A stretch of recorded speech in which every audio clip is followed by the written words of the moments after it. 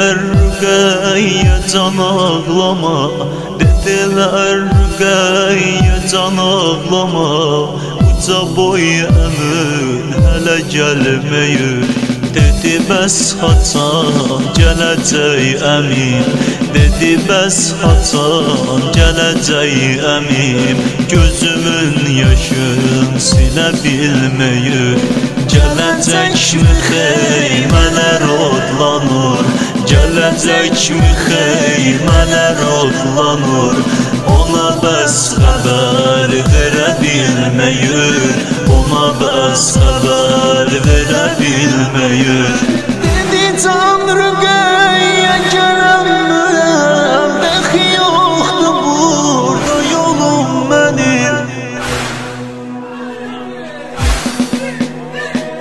Dedi can bala suyu gözləmə, kəsilib əri ki qolum mənim.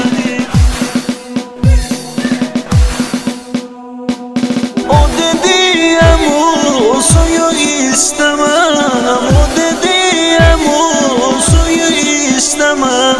Bu dedi vəfalı gülüm mənim. Dəxi Zeynəbim eləmə ümid, gələ bilmirəm, gələ bilmirəm. Şərməndiyəm ki Rüqeyyəmin gözünün yaşın silə bilmirəm, gözünün yaşın silə bilmirəm.